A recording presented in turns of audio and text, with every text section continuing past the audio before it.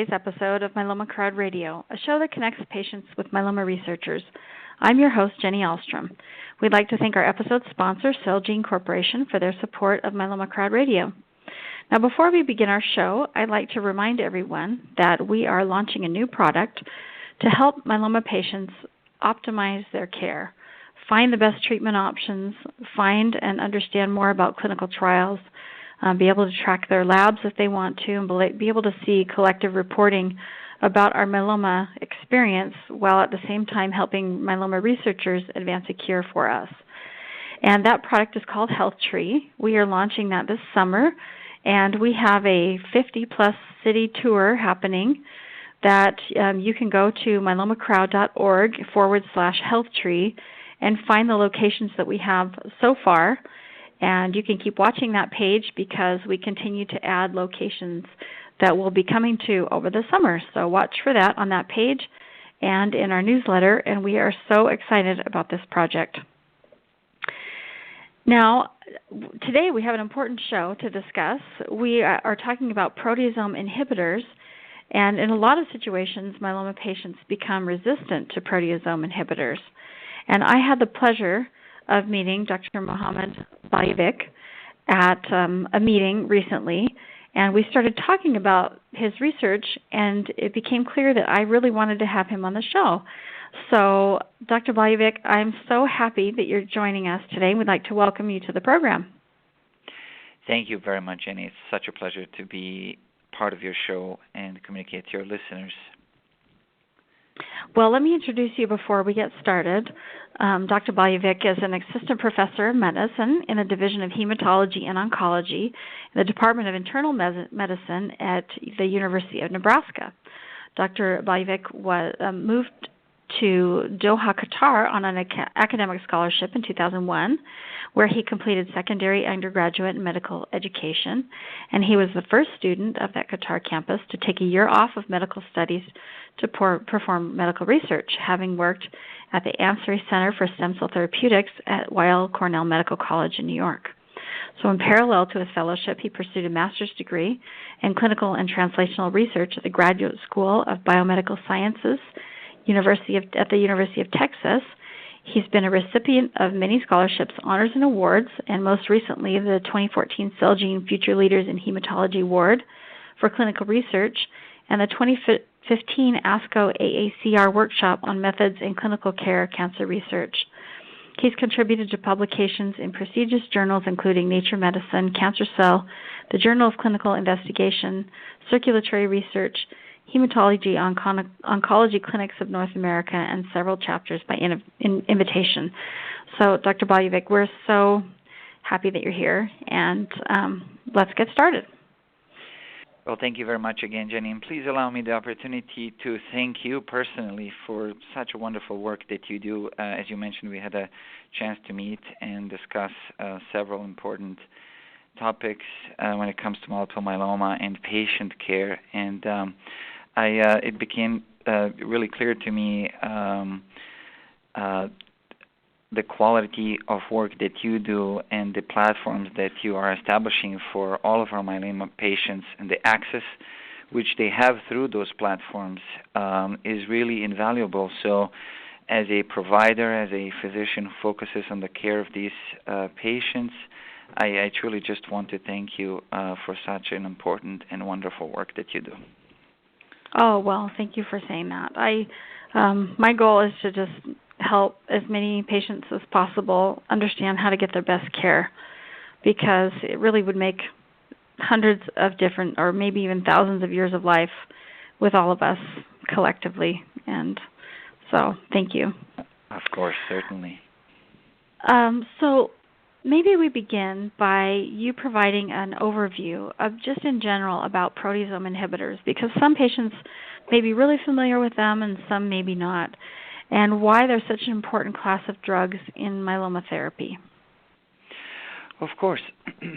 Well, proteasome inhibitors are really considered the cornerstone medications and drugs that we use in the management of all phases of multiple myeloma, virtually in all of our patients, including those who are eventually eligible for stem cell transplantation, as well as those who are not eligible for a variety of reasons for stem cell transplantation.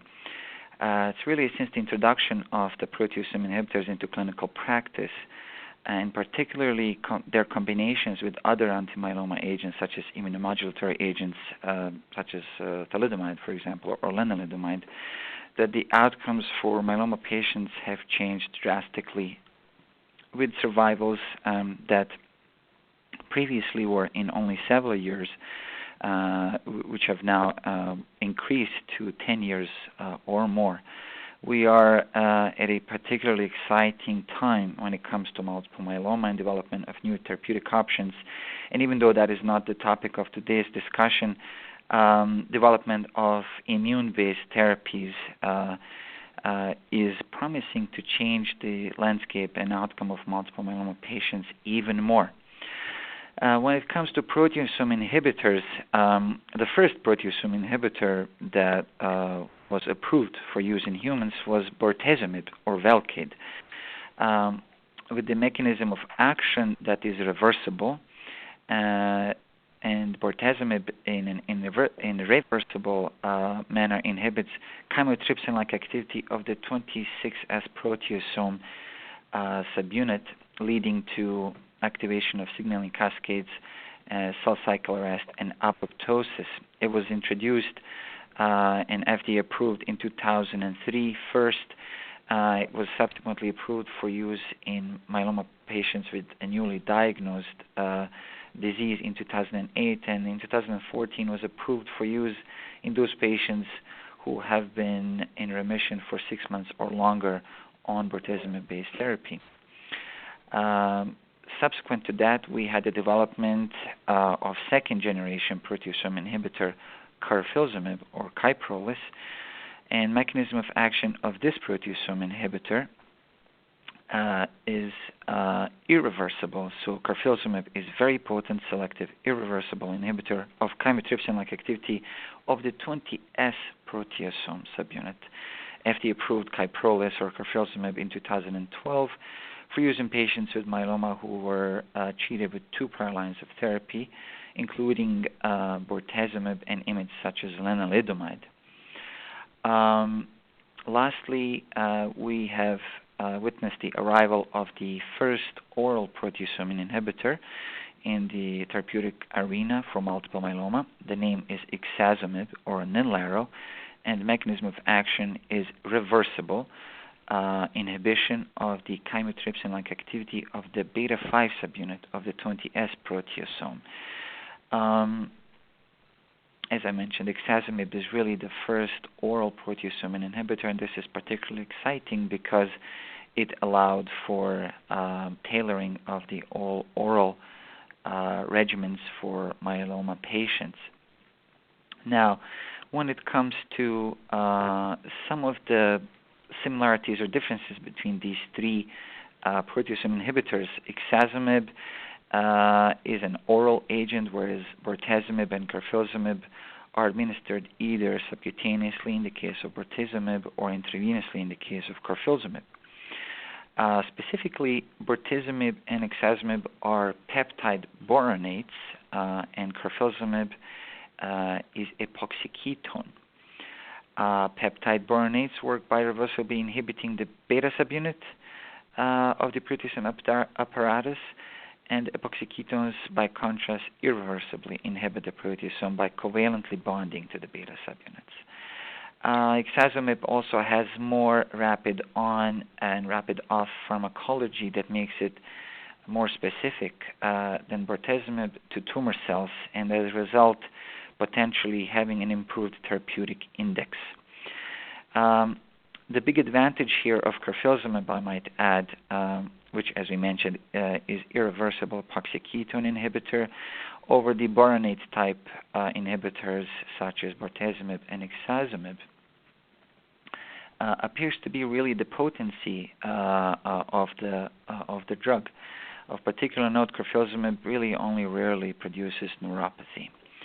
So these are just, in general, some of the proteasome inhibitors that we have available to us. There's a number of other proteasome inhibitors such as proteasome, which is another oral agent that are being developed in early phase clinical trials. Myeloma is another one. It's a beta-lactone inhibitor. These, however, have not garnered FDA approval yet and are still in the investigational stages. And in general, I've heard the proteasome inhibitors described as like a garbage disposal for these proteins. They all in general kind of are doing the same thing, but what you're saying is there are 3 currently approved ones, and they are different drugs. They're not the same drug. Correct, absolutely. Our cells really rely on a particular order inside them, and proteasome inhibitors affect the cellular machinery that essentially deals with degraded and misfolded proteins in our cells. This is a very complex process that happens on a continuous basis, and particular disbalance in the management and folding and sort of cleanup of all of these proteins in the cell can really lead to, in cases of use of these inhibitors, it really leads to accumulation of a variety of these cluttering proteins, which then reaches a critical point after which cell receives the signals for apoptosis and cell death because of the disorganized disarray in this aspect. Yeah, so it's an important process in the body, and in myeloma it kind of gets tweaked a bit. So. Absolutely, and as I mentioned, the proteasome inhibition and the entire system of proteasome chaperones that manage all of these misfolded proteins is really one of the key targets of myeloma therapies, and we use proteasome inhibitors in all patients at variety of stages, newly diagnosed myeloma, particularly in the relapse refractory setting where we are testing a variety of new drugs. I don't really think that the outcomes of multiple myeloma patients that we are seeing these days would have been possible without the development of this class of medications. Right. I think it's really important that we have these different classes of medications, and the immunotherapies, like you said earlier, are just additive to this.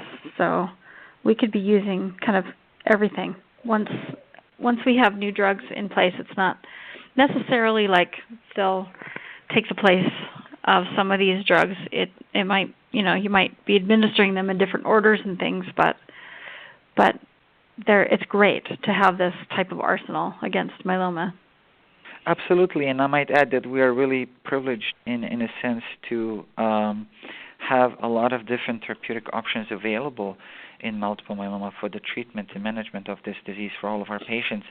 If we really take a look at the last 10 to 15 years in terms of regulatory approvals for the new agents, I would add that perhaps only lung cancer rivals the field of multiple myeloma in terms of not just the sheer number of agents that have been approved, but also the classes and different classes of agents, different classes of drugs that are available that are targeting myeloma from a variety of angles. Myeloma is not really like some other cancers. Myeloma really depends on concomitant targeting and drugging of a variety of spots in the myeloma cells that are responsible for maintaining myeloma basically life and myeloma replication and the tumor burden.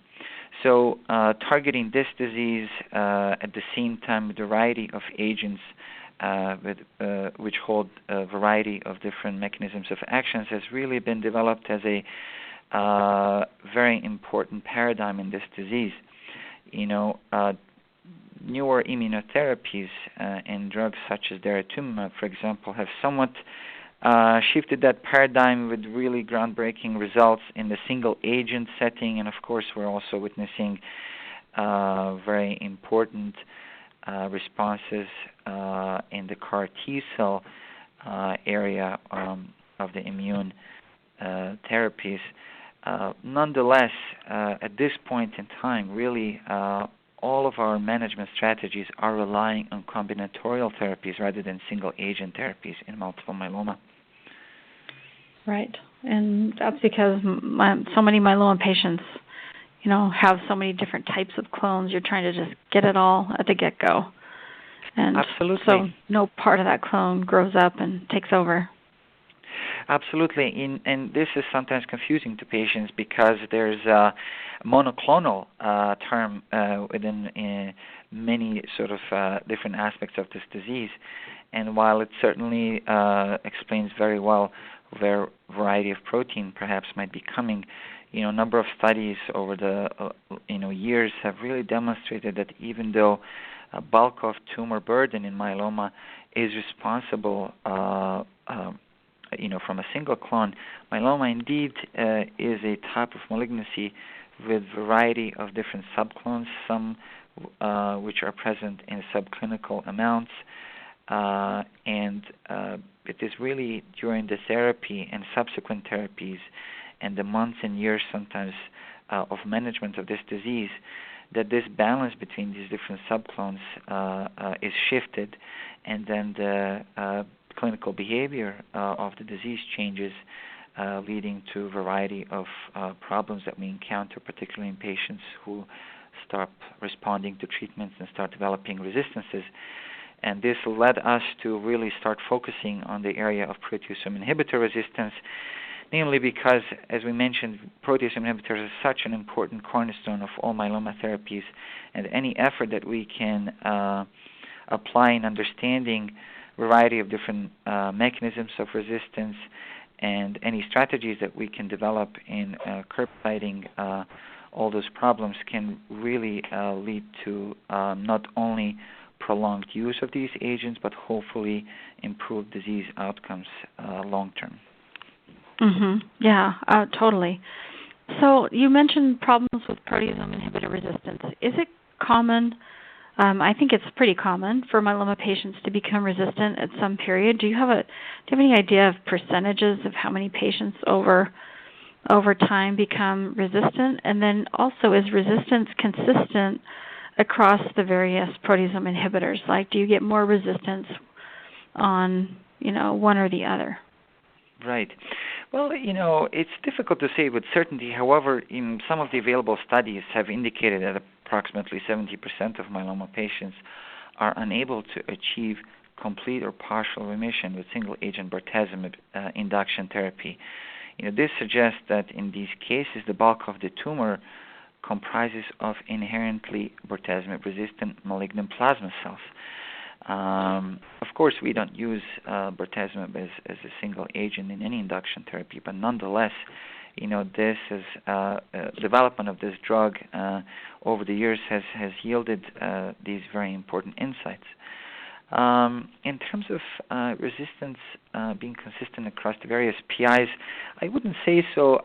We have learned from clinical experience that newer generation proteasome inhibitors such as carfilzomib are more efficacious than the older generation's PI such as bortezomib. In fact, during the clinical development, and if we look at the regulatory approvals, really the carfilzomib is reserved for situations where patients progress on bortezomib-based therapies. So in some sense, these problems can be considered sequential in nature. However, given the variety of different ways that proteasome inhibitor resistance can develop and variety of different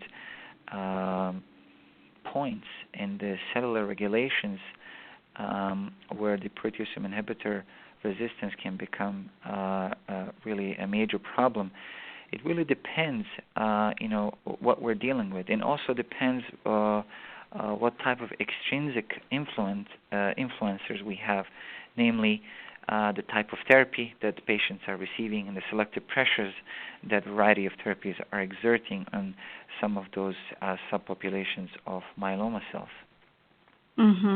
Yeah. And then, another follow-up question to that, I guess, is you mentioned being kind of intrinsically resistant. If you're saying only 70% can't can with a single agent, if you're using a single agent, which of course you don't do typically. But it kind of gives you a clue that some people are just resistant from the get-go. So how many patients are intrinsically resistant versus they acquire resistance over time? Well, that's just kind of my own personal curiosity. Right. Clinical course of multiple myeloma disease itself really teaches us that almost all patients invariably progress on standard regimens that we treat them with. And bortezomib, for example, is really one of the basic proteasome inhibitors that we use in combination with other drugs in both stem cell eligible and stem cell transplant ineligible patients. So this demonstrates to us that the acquired resistance, if it's not present at the beginning, really invariably develops in all patients. Development of this acquired resistance, is variable, as I mentioned, and dependent on many factors. Some are intrinsic to myeloma cells, and some are external factors, such as, type of therapy that we're applying, treatment delays, for example, treatment dosing, of the drugs themselves. The problem here is that there's no clinically validated tool to predict or screen those patients, as you mentioned, who are predicted to have this intrinsic, meaning resistance at the beginning of the disease to these forms of drugs. And therefore, predisposing these patients to particularly inferior outcomes from the very get-go.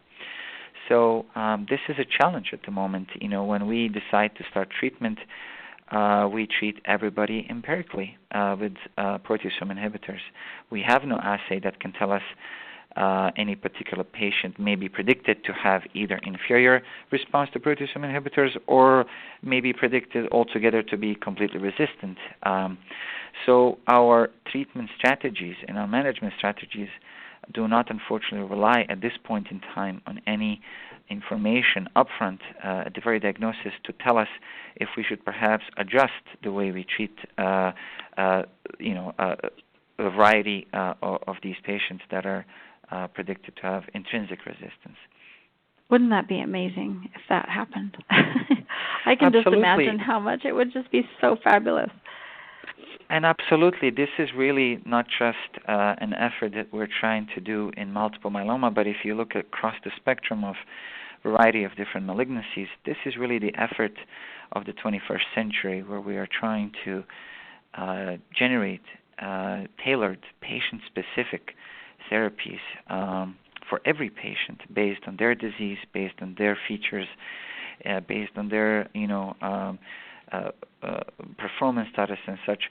All of these parameters are really essential in our efforts to try to treat multiple myeloma in the best way possible from the very diagnosis. Yeah, I agree, and I think that's why we wanted to create this HealthTree product too, is to help identify which treatments are working for which patients, and then how do we see that? And that's amazing.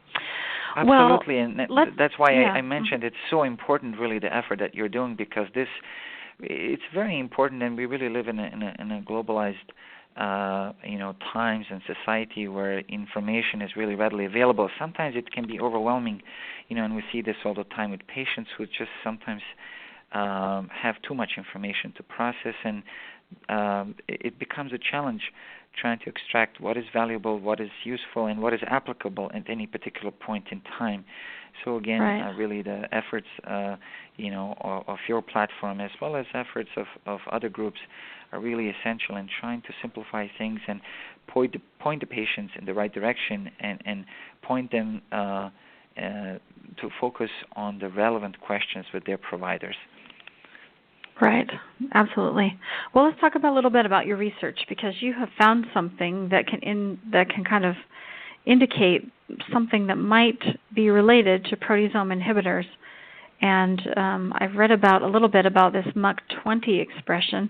So maybe you want to explain what that is, why it might be a good biomarker, and what its function is. Absolutely, and may I add first that this, in fact, is a project that has been started many years ago in the laboratory of Dr. Robert Orlowski at MD Anderson Cancer Center, and I was really just privileged and fortunate to receive training and to receive many, many valuable lessons in the care of multiple myeloma patients under the mentorship of Dr. Orlowski during my time at MD Anderson Cancer Center during my fellowship training.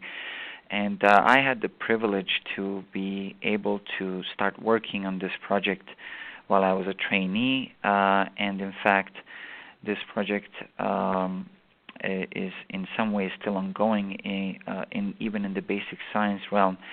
There's a report that's being formulated that's going to become public hopefully very soon that shows the foundations and underpinnings of the clinical project and the clinical trial that we have actually already opened at University of Nebraska Medical Center.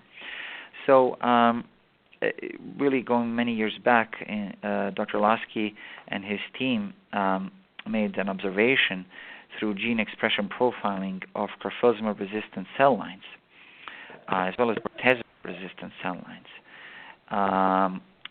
that there was a suppressed expression of a member of the mucin gene family, namely MUC20, as the most conserved and significant change compared to drug-naive cells.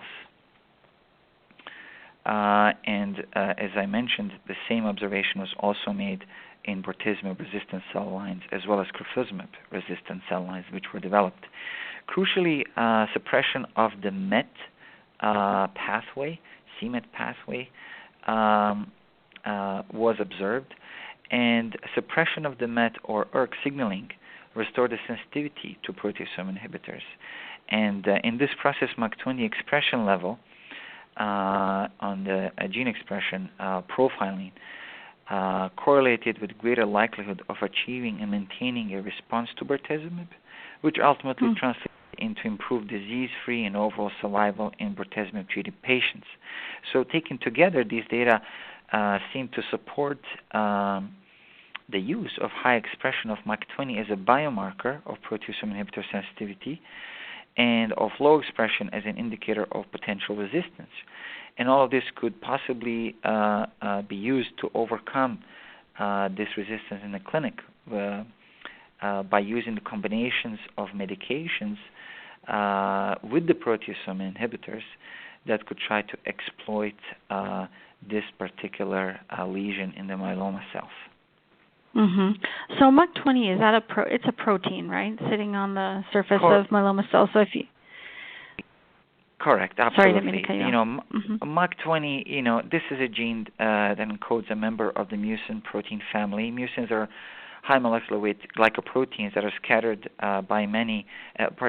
secreted by many epithelial tissues to form an insoluble mucus barrier. The C-terminus of this family of member of proteins associates with the multifunctional docking site of the MET proto-oncogene and suppresses activation of some downstream MET signaling cascades via reduced HGF activation and ERK1/2 activation. It maps to the human chromosome 3. So in our understanding and our experiments, really the MUC20 associates with the c-MET pathway, receptor tyrosine kinase, and the downstream MAP kinase, STAT3, ALK1, and POMP axis.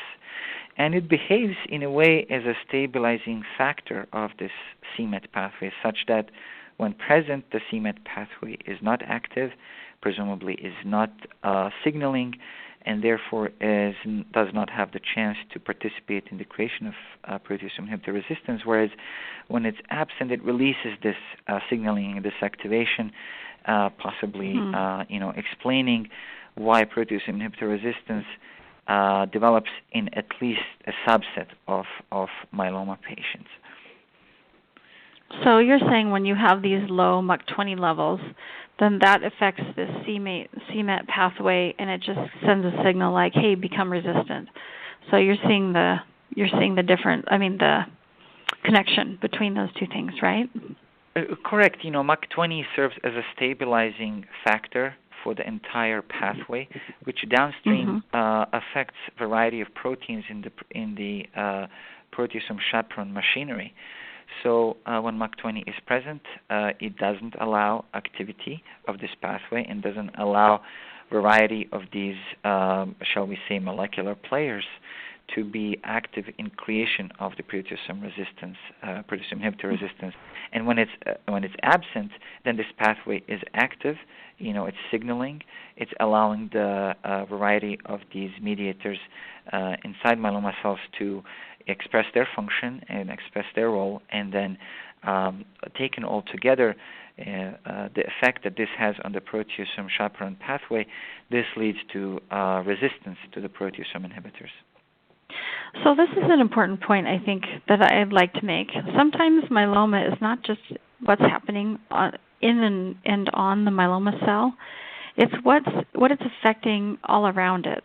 So in this situation, there are all these different things happening in our bodies, signals that are sending to do things correctly and not to do things correctly. And when the wrong signal is sent, then things go bad, So absolutely, and that's a very important point that you make, because we understand cancer and the entire process of oncogenesis as a very dynamic process and not really isolated process. Cancer interacts with its environment in very intimate fashions. Even in the all of the studies that have been done so far over the decades, in this entire field, in the field of proteasome inhibitor resistance, we have actually identified bone marrow microenvironment factors such as IGF-1 activity, AKT or Bruton's tyrosine kinase or MAP kinase pathways, or NF-kappa pathway, having really essential roles in the development of proteasome inhibitor resistance. But as I mentioned, not just in multiple myeloma, really in all malignancies.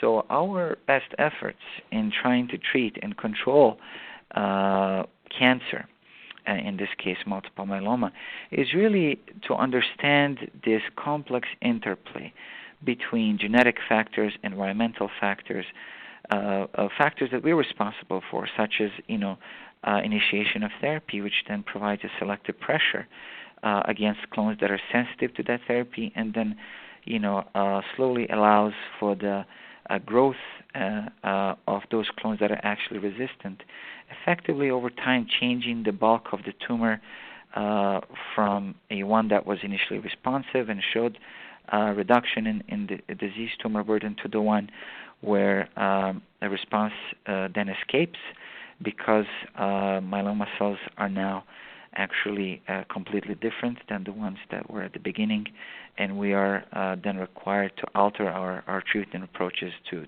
try to control the disease. Right, myeloma is tricky.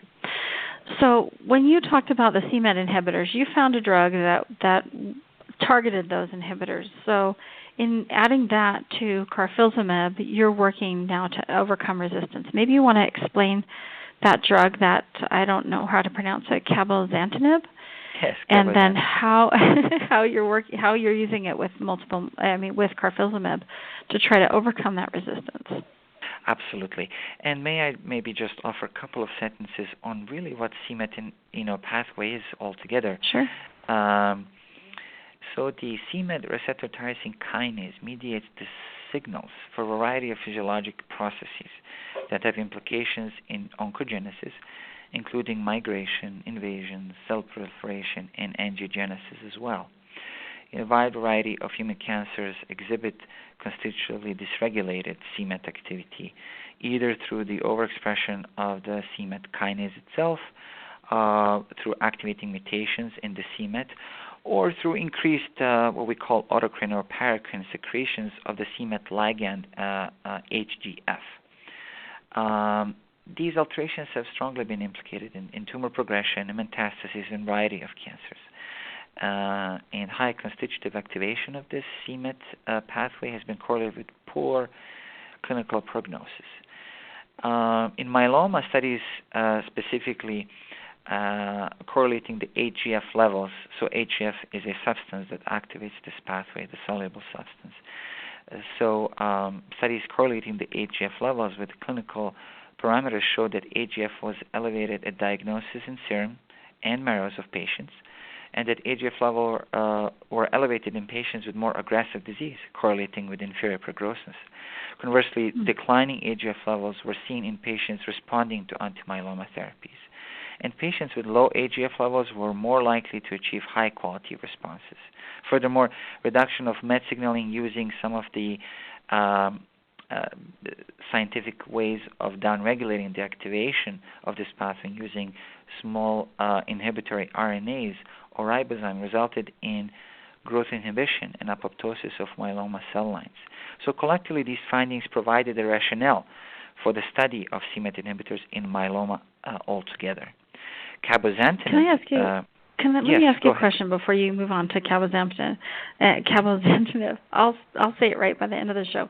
How do you test for? You were saying through gene expression profiling, you were testing for this MUC20. So, is this something that shows up if somebody goes and gets a Skyline DX test or the old MyPRS test?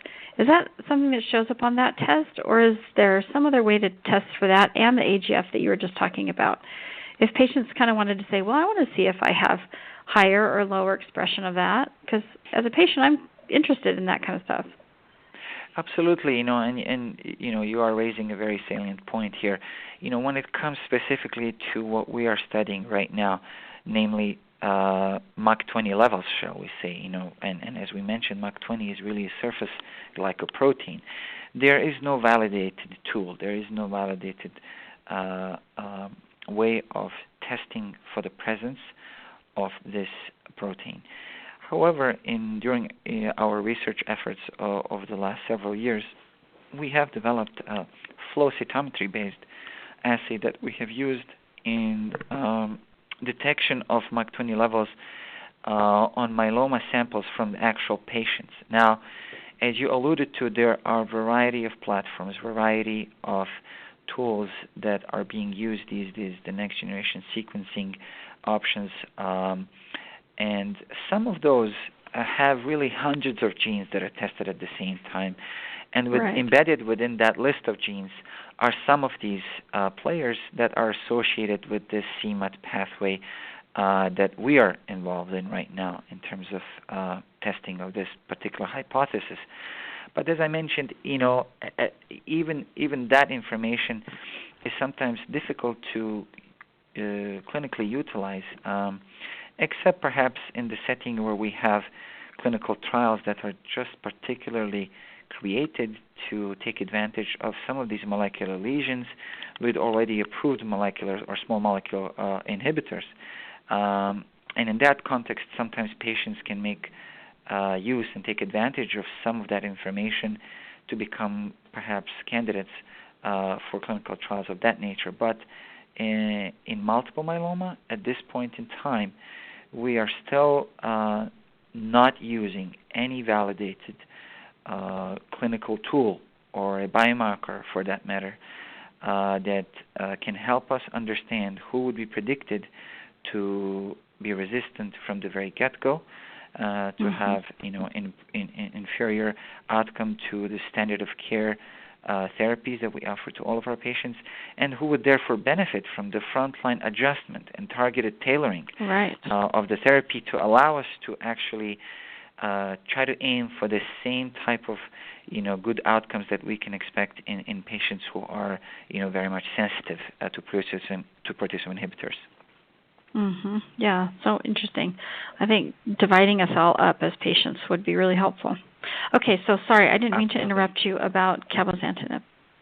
No problem at all. So cabozantinib is an FDA-approved potent receptor tyrosine kinase inhibitor that has selectivity against RET, MET, VEGF receptor 1, 2, and 3, and a variety of other targets that are very much implicated in a variety of malignancies. So it's already FDA approved for the use in thyroid cancer medullary subtype, metastatic, with the Cometriq formulation, and recently also received FDA approval for renal cell carcinoma with the Cabometyx formulation. Nevertheless, activity has been noted in a variety of different malignancies, such as differentiated thyroid cancer, carcinoid tumors, pancreatic neuroendocrine tumors, non-small cell lung cancers, hepatocellular carcinomas. There's a variety of early phase clinical trials that have showed some of this activity and that are still ongoing in a variety of malignancies. As you can imagine, with a variety of different targets that I just named earlier, cabozantinib represents an exciting tool for us to use. On the other hand, it can also represent a challenging drug for tolerance for patients, given that it may have a variety of off-target effects at the same time. Well, can you explain how you are thinking about using it with carfilzomib? Absolutely. So we are testing the use of cabozantinib. In this case, we're using cabozantinib specifically as a c-Met inhibitor, and we chose to go with it because of its already established role, because of its FDA approval in a variety of malignancies, and because of the abundance of clinical data in the early phase and later phase trials which have demonstrated safety and efficacy in some other cancers. So our effort with the clinical trial that we have opened here at Nebraska and that will very soon also open at MD Anderson Cancer Center is to try and see if we can utilize this knowledge, if we can utilize cabozantinib as a specific c-Met inhibitor to try to see if we can reverse the development of potential resistance, if we can try to resensitize patients who have progressed on proteasome inhibitor carfilzomib. In this case, we're focusing on patients who are progressing on carfilzomib therapy. And if we can demonstrate that we can successfully prolong the use of carfilzomib-based therapies in myeloma patients. We consider this to be very important for a variety of reasons, most of which we have mentioned earlier. PIs are essential cornerstone agents in all myeloma therapies, and prolonging their use would mean a lot to the control of the disease. Myeloma is, as we all understand, fortunately for a lot of patients, a type of disease that is really chronic and is disease that we need very effective agents for control of disease long term. So we consider this a very important effort in trying to suppress some of the resistance mechanisms, whether they be intrinsic or extrinsic, and trying to basically delay the use of some of these other agents which are reserved perhaps for situations where patients have progressed really on everything that we know works very well, and where we are in a situation where we are having a limited number of treatment options available for disease control. So in this particular clinical trial, as I mentioned, we are really focusing on patients who have been exposed to at least 2 but not more than 4 prior lines of therapy in general. And we're focusing on patients who are, as their last line of therapy, progressing on carfilzomib-based therapy. So whether that is carfilzomib in combination with dexamethasone, a doublet, perhaps for patients who are not as functional and who are perhaps a little bit more frail and can't tolerate triplet combinations, or whether they are on actual triplet combinations such as carfilzomib, Revlimid, dexamethasone, or carfilzomib, pomalidomide, dexamethasone, or carfilzomib, Cytoxan, dexamethasone, etc. Any form of carfilzomib-based therapy would qualify patients for participation in this clinical trial. What we would do then is maintain carfilzomib at a dose of 27 milligrams per meter squared. That would be a fixed dose, and we would also maintain the use of steroids, namely dexamethasone, at a dose of 40 milligrams per week. For patients who are 75 or older, that would be reduced to 20 milligrams a week. And on top of that base, we would then add cabozantinib at a particular drug level that we would determine to be safe during the phase 1 portion of this trial. And we would try to test whether adding cabozantinib to the carfilzomib and dexamethasone could really prolong the use of carfilzomib in patients with relapsed and refractory myeloma. Mm-hmm. Great. And this is a phase 1 and 2 study. Can you explain how it's kind of both studies at the same time? And it's great that you're using a pre-FDA-approved drug, in my opinion, because then you just are able to test it kind of in a faster way. Yes, and sometimes these things are really of practical nature too. Truth be told, there isn't great variety of available c-Met inhibitors out there, and sometimes investigators are really have to rely on drugs that are completely investigational, that have never been tested in humans before. And we perhaps chose to go with a drug that was, as I mentioned, tested in other malignancies, but actually the one that has also been tested in myeloma as well. I might add that there is actually a report of a previous phase 1b study that was reported in 2016 in a Blood Journal, where groups from Memorial Sloan Kettering Cancer Center and Harvard myeloma program, investigators over there tested the use of cabozantinib as a single agent, so as a single drug. And in their eligibility criteria, they focused including multiple myeloma patients that relapsed or that were refractory after therapy with at least one IMiD and one prior proteasome inhibitor drugs. Overall, 9 patients were treated in that trial. Median time on therapy was about 61 days, or about 2 months. And best response for all patients was 1 patient with minimal response, 8 with stable disease, and 2 with progression of disease. So cabozantinib in this trial didn't have significant single-agent activity in patients with relapsed and refractory myeloma. Unfortunately, AGF levels at the time of the study entry were not available in these patients. Therefore, this study, does not exclude the possibility hard to track, that right. Exactly, the cabozantinib may have activity in myeloma patients with higher levels of AGF, where disease is driven by AGF. Our group, Dr. Orlowski's group, namely, has reported the experience of tivantinib, another c-Met inhibitor, in relapsed refractory myeloma. Over there, we enrolled 16 patients, and overall there was evidence of stable disease in 4 out of 11 patients, which were evaluable for disease response, yielding a disease control rate of about 36%. No patients exhibited partial response or better during that trial. And our analysis suggested the possibility that myeloma cells from our patients were not specifically dependent on AGF and c-Met signaling pathway, and that perhaps selected patients with high AGF levels could have benefited a little bit more. So the idea of c-Met inhibition is not completely novel in the field of multiple myeloma.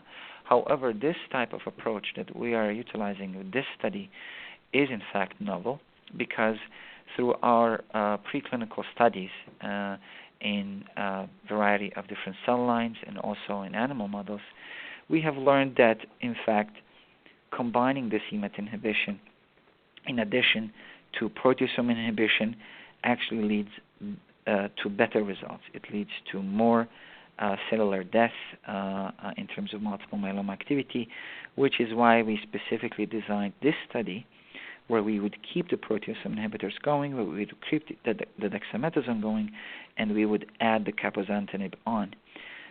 We sincerely hope that perhaps this may yield a different type of responses that has been observed by our colleagues with the previous phase 1b report, and also from our own report with tivantinib in relapsed refractory myeloma. So we believe that this is valuable and worthy of investigation. And as you pointed out, by selecting the c-Met inhibitor that we already have a sort of a safety profile on defined, we were able to design a study, perhaps with a little bit more awareness of what we could potentially encounter in terms of toxicities with patients, and we're able to take into account a variety of these factors and specifically excluding patients, which would be unsafe to be on a combination of therapy with cabozantinib and carfilzomib and dexamethasone.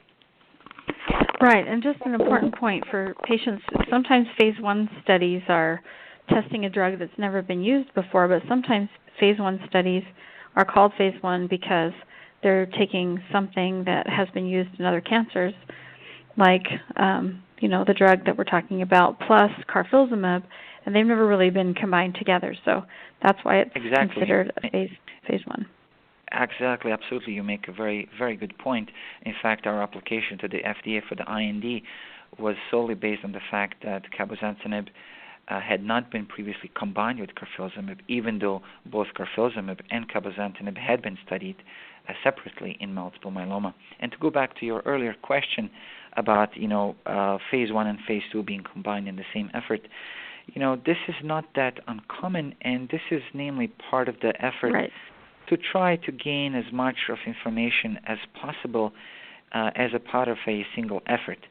Just for your listeners who may not be as familiar with investigational protocols and the purposes of different phases, phase 1 clinical study namely focuses on defining the safety of a drug and defining the safe level of the drug to use in human subjects and in patients, such that after that safe level of drug is identified, then we can carry on with that knowledge to later phases of the study, namely phase 2 and phase 3. And in the phase 2, really, we start asking question and gaining information about any of the number of disease control parameters, including progression-free survival, depth of response, duration of response, time to next therapy, overall survival, etc., etc. So really the phase 1 portion is the one where we identify what is safe to do, and then in the phase 2 portion we try to accrue a greater number of patients on that safe drug level so that we can ask a question, how efficacious this is really. Right. Yeah, I think it's great to combine the two because you already have it FDA approved somewhere, so you've already done the safety data for both of these drugs. So I think it's just more efficient. And I do want to point out that this is for people who have failed carfilzomib, so you can join if you have failed that. So it's okay. Yes, exactly. We decided to focus on the patients who are failing on carfilzomib because we wanted to avoid a situation where we are testing a clinical question in a bortezomib-resistant patients, where this potentially could then be relevant for bortezomib-resistant patients, but then becomes less relevant in patients who progress on carfilzomib. As you can imagine, vast majority of myeloma patients, if not all, during the course of their disease and their life with the disease will be exposed to namely all the medications and all the variety of anti-myeloma drugs that are available to us clinicians and subspecialists who treat this disease. So it was very important to try to use a clinical design which would test this important question in resistant myeloma situations where patients are progressing on a second-generation proteasome inhibitor and not just the first-generation proteasome inhibitor. Right. So that's important that hypothetically you might be able to add this to the others down the road, the other proteasome inhibitors down the road, and maybe it will have the same effect of helping overcome resistance. Yes, and that's an interesting point to think about, and will be an important observation to perhaps make in the future with additional studies. Even though proteasome inhibitors really target sort of the same machinery, intercellular, chaperone machinery, there's no guarantee that when you have resistance to one agent that you will necessarily have resistance to other. So these will be important efforts, I would say, at least the starting efforts, in trying to understand whether c-Met inhibitor pathway at least is partially responsible for a subset of patients, and their resistance to PIs. Right. Wonderful. Well, I know I have other questions, but I do want to make sure that we have time for any caller questions. So let's do that first, and then I will follow up with my other questions after this. You can call 347-637-2631 and press 1 on your keypad if you have a question. And I know it's Memorial Day, so a lot of people might be by the pool and might be listening to this later. But we have our first caller question at 558-8163. Go ahead with your question. Hang on 1 second. There you go. Okay, go ahead with your question. Hi there, Dr. Baljevic. Thank you for taking your time out on Memorial Day. Appreciate it. Of course, my pleasure. You mentioned there's a drug called cabozantinib, and I was wondering, you said it had some side effects. I was wondering what those were. Yes, absolutely. So, cabozantinib is this c-MET inhibitor in question that we are studying in this particular trial. So cabozantinib, as we mentioned earlier, is a tyrosine kinase inhibitor that targets variety of targets intracellularly and in the myeloma cell, but also in other cells in the body. So a variety of adverse reactions have been observed over time in studying this drug in many different cancers. So, adverse reactions that are noted in greater than 10% of patients have been related to cardiovascular, so hypertension, fatigue, mouth pain, dermatologic side effects, including palmar plantar erythrodysesthesia, so skin conditions and rashes, hematologic side effects including lower cell counts, neutropenias, thrombocytopenias, reduction in the platelet counts, some dysfunctions in the hepatic transaminases as well. Patients who have previously had fistulas, will not be allowed to participate on this trial because of the dangers that this drug would pose in such patients in terms of complications and bleeding. So these are just some of the issues that we are cognizant about when we were designing this study, and we will certainly ensure that patients with any of these features, who would potentially be predicted to not have the safest experience on this drug will not be part of this trial, but everybody else who reasonably can will certainly be allowed. Thank you. Okay, great. Thank you so much for your question. Our next question is 405-4130. Go ahead with your question. Hello? Hello? Yep, Hello. We can hear you. Oh, it's me? Yep. This was I missed the first part about if it's a deletion 13. 13 chromosome prevents the myeloma from reproducing so quickly, I believe. And there's something to do with IL-2 and cytokines. And I just wondered, couldn't we give the patient those substances that would prevent the cells from reproducing, or I'm completely off track? Well, thank you very much for your question. We are certainly using a variety of informations available to us from the basic science laboratory bench, including those that we gain in the clinical arena from our patients.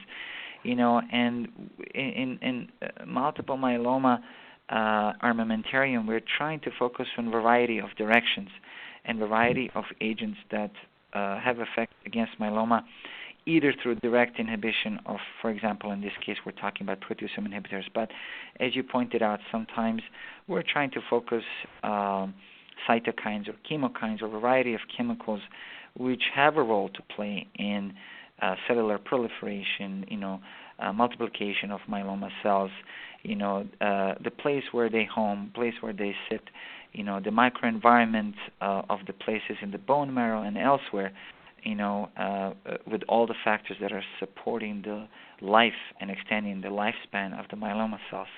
So you're certainly right in thinking that, we can certainly try to utilize a variety of efforts and mechanisms in trying to suppress, myeloma growth overall. Right. I think I was told by an oncologist that you can't get these substances into the cells to do what a chromosome could make the RNA, the DNA can make the RNA. Just giving those substances is not enough.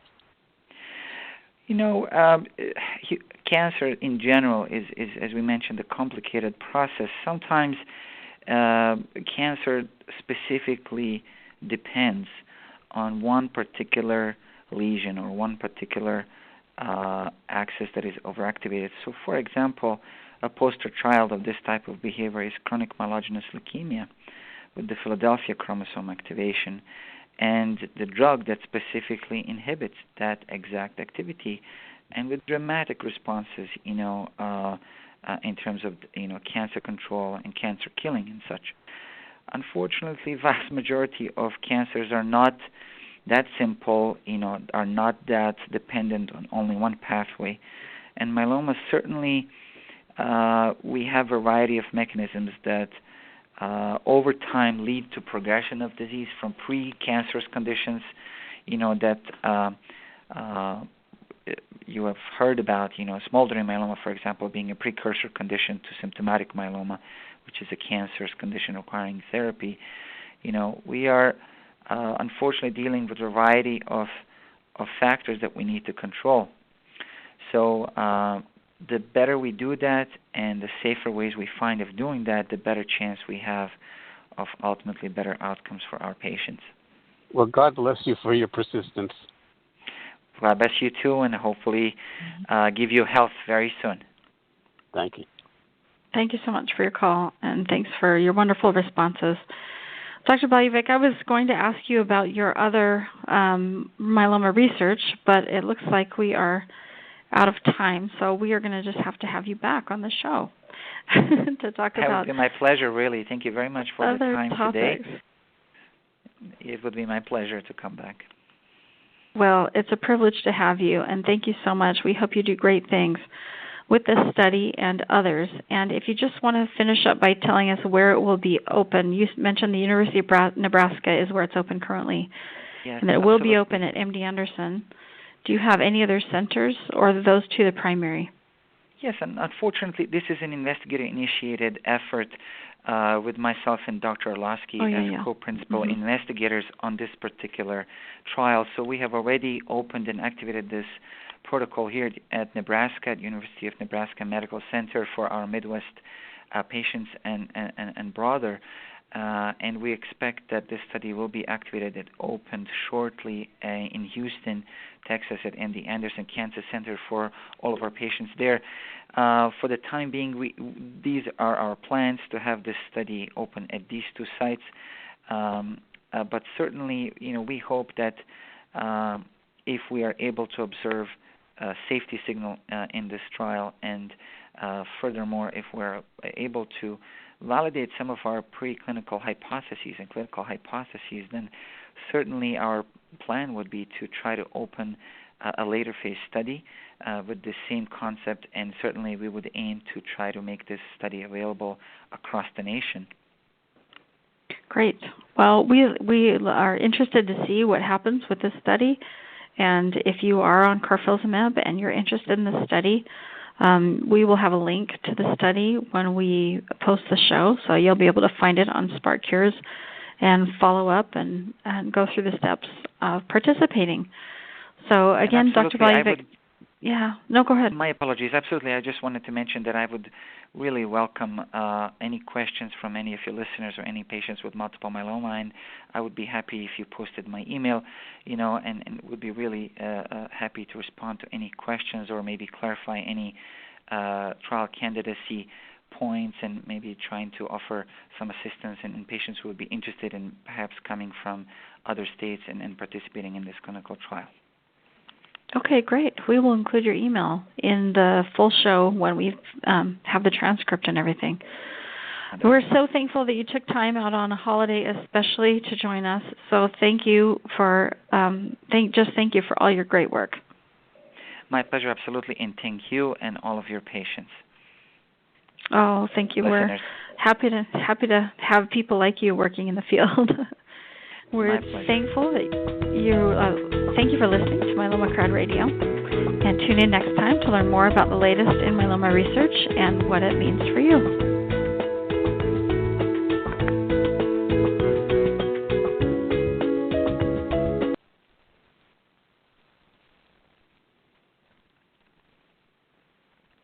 It is Ryan here, and I have a question for you. What do you do when you win? Like, are you a fist pumper, a woohooer, a hand clapper, a high fiver? I kind of like the high five, but if you want to hone in on those winning moves, check out Chumba Casino. At ChumbaCasino.com, choose from hundreds of social casino-style games for your chance to redeem serious cash prizes. There are new game releases weekly, plus free daily bonuses. So don't wait. Start having the most fun ever at ChumbaCasino.com. No purchase necessary. VGW Group. Void where prohibited by law. See terms and conditions. 18+.